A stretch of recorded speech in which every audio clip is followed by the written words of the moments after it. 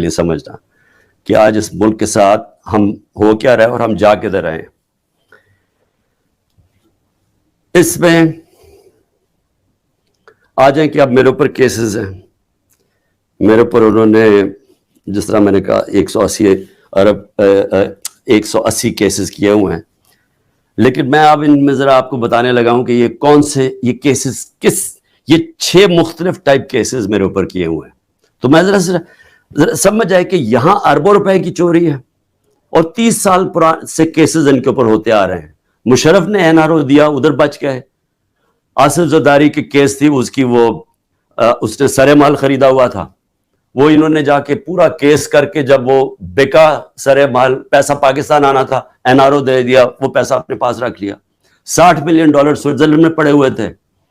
وہ پاکستان نے کیس کیا وہاں, وہ پیسہ پاکستان آنے لگا تھا, NRO دیا, وہ واپس چلے گئے. تو حدیبہ پیپر مل تو مشرف کے دور میں اس کے اوپر آگے پیش و رفت ہی نہیں ہوئی, جس کے اوپر اسحاق ڈار نے باقاعدہ, پھر سے میں کہہ رہا ہوں, ڈیٹیلز دی ہوئی تھی کہ کیسے وہ منی لانڈرنگ کرتا تھا ان کے لیے. تو یہ لوگ آج اوپر بیٹھے ہیں, سب کیسز معاف کروا لی ہیں. لیکن اب کر کیا رہے ہیں؟ اب یہ کر یہ رہے ہیں کہ انہوں نے اب اس کو استعمال کر رہے ہیں, اینٹی کرپشن کو, نیب کو اور FIA کو, کس طرح اب صرف 1 پوائنٹ جائے تحریک انصاف کو ختم کیا جائے. اب میرے اوپر کیسز سب سے زیادہ, پہلے آ جائے میرے کرپشن کیسز کیا ہیں. میں پہلے بھی بول چکا ہوں لیکن میں آپ کو پھر یاد کرا دوں. سب سے پہلے القادر کیس کیا ہے؟ القادر کیس یہ ہے کہ میں نے ایک یونیورسٹی بنانی تھی. میں پہلے سے سوچ رہا تھا کہ مجھے موقع ملے تو ضرور بناؤں گا, کیونکہ ایک میں نے نمل یونیورسٹی بنائی ہوئی ہے, ایک میں نے القادر یونیورسٹی بنانی تھی. القادر کا میرا مقصد یہ تھا کہ یہاں سیرت نبی کے اوپر اپنے نوجوانوں کو ان کو سمجھایا جائے, سیرت نبی کے اوپر وہ کھڑے ہو تاکہ ان کو لیڈرشپ آئے, ساتھ ٹیکنالوجی. یہ آئیڈیا تھا اس کا.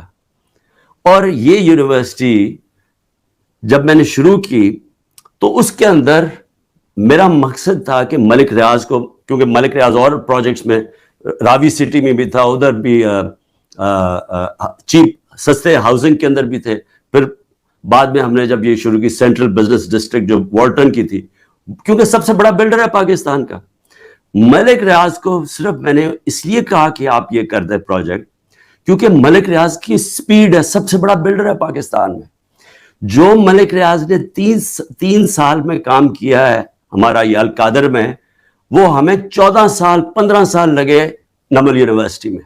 یعنی اتنا کنسٹرکشن کا کام ہمیں 15 سال جو لگا وہ اس نے 3 سال میں کر دیا, کیونکہ وہ سب سے بڑا بلڈر ہے. میرا تو یہ مقصد تھا. ملک ریاض نے کہا میں یہ خود ہی اسپانسر کرتا ہوں یہ آئیڈیا جو القادر کا. اب یہ ہوتی ہے بات, یہ سمجھیں یہ ہوتی ہے 2018 کی نومبر دسمبر کی بات ہے. اس کے بعد جب وہ اس کی اوپننگ شروع, اس کی جو سٹون لینگ ہے وہ مئی میں شروع ہو جاتی ہے, مئی 2019 میں.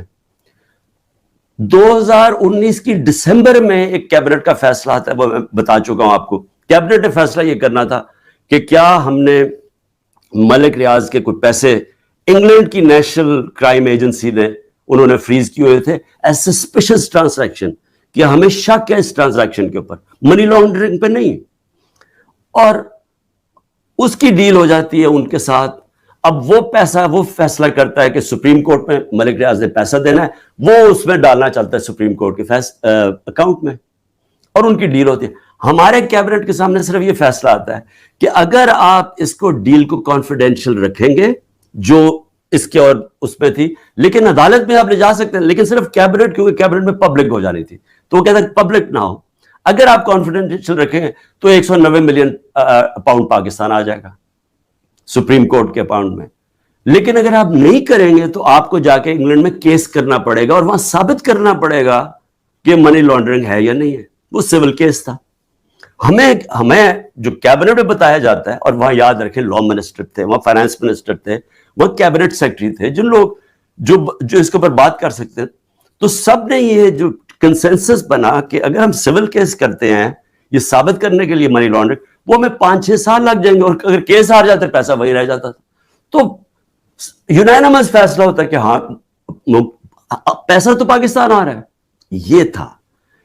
یہ میرے پہ کہہ رہے ہیں کہ جناب القادر یونیورسٹی جو آپ نے بنائی ہے اس کی وجہ سے آپ نے یہ ملک ریاض کا پیسہ یہ جانا چاہیے تھا پاکستان گورنمنٹ کو، بجائے چلا گیا ہے سپریم کورٹ کے اندر.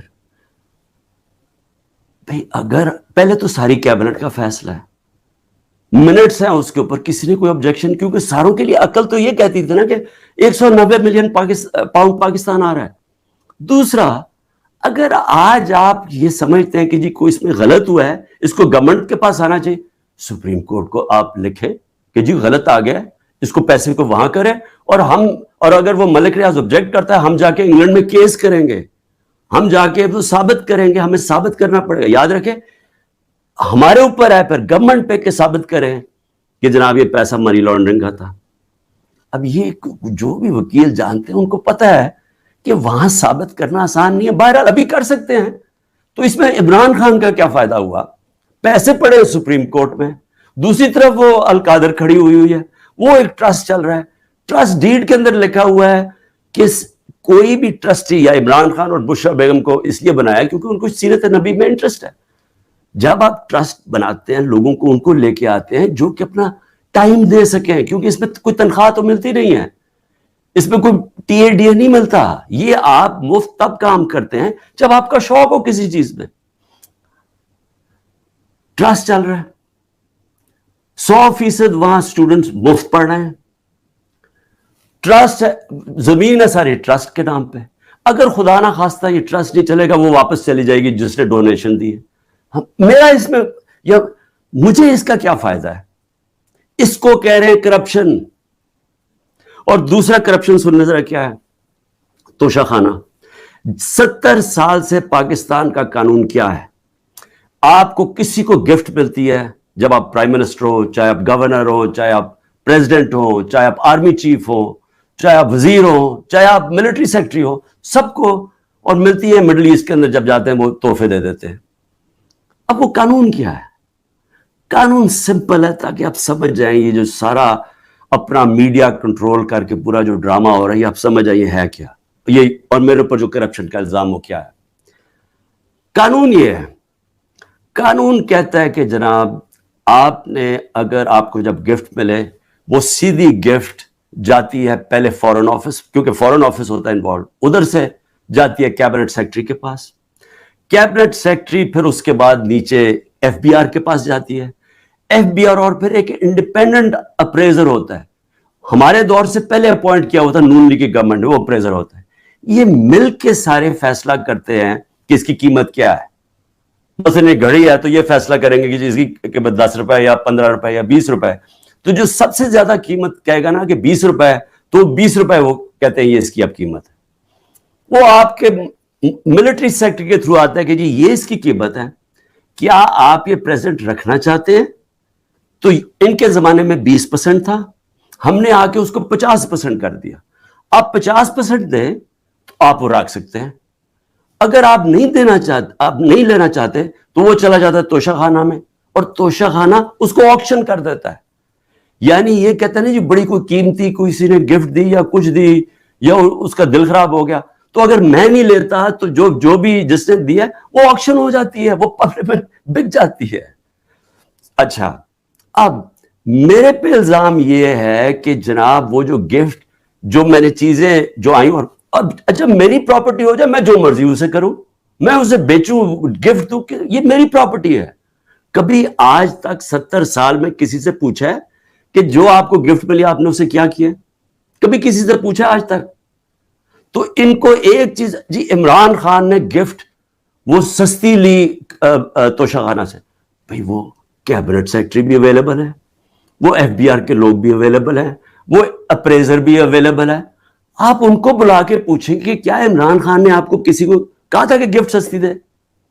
میں چیلنج کرتا ہوں، مجھے کوئی ایک آدمی ملٹری سیکرٹری کے تھرو گیا ہے، کوئی مجھے بتائے کہ کیا میں نے کبھی کسی کو کہا ہے کہ مجھے کم قیمت پہ دو؟ تو وہ لوگ بیٹھے، اگر وہ کہہ رہے ہیں کہ انڈر ویلیو تو ان سے پوچھیں، میں اس کا کیسے ذمہ دار ہوں؟ اور پھر کہ جی وہ فلانی ایک فراڈ کو وہاں دبئی میں بٹھا کے اس نے کہا جی میں نے بڑی مہنگی کوئی گھڑی لی ہے.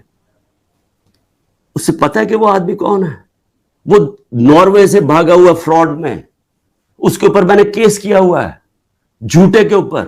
اس میں پتہ نہیں فرح کدھر آ گئی میری بشرا بیگم کو, ان کا کیا لینا دینا اس سے. کہتا جی وہ فرح نے آ کے کوئی گھڑی بیچی ہوا, وہ پتہ چلا کہ وہ تو دبئی گئی نہیں اس سال جس دن وہ سال کہہ رہے. تو صرف کسی نہ کسی طرح عمران خان کو پکڑ کے یہ کرو, یہ ہے توشہ خانہ کا کیس.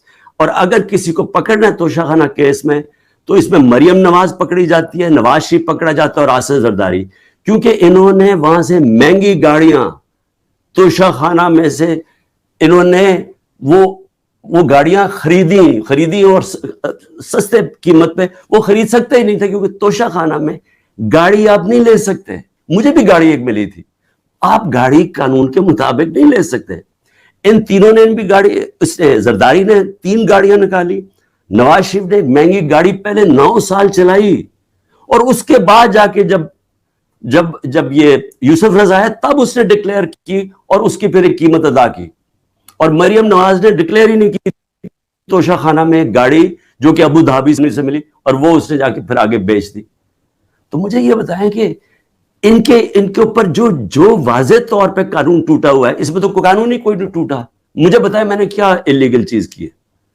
انہوں نے تو قانون توڑا ہوا ہے, ان کو نہیں کچھ کسی کو پکڑنا. پھر آگے چلیں, میرے پر ایک کیس ہے جی کہ میری بہن کو میں نے انفلوئنس کر کے ایک 6 ارب کی زمین دلوا دی صرف 6 کروڑ میں, اور 6 ارب کی اس لیے کیونکہ وہاں کو نہر لگنی تھی تو اس سے اس کی قیمت اوپر چلی جانی تھی.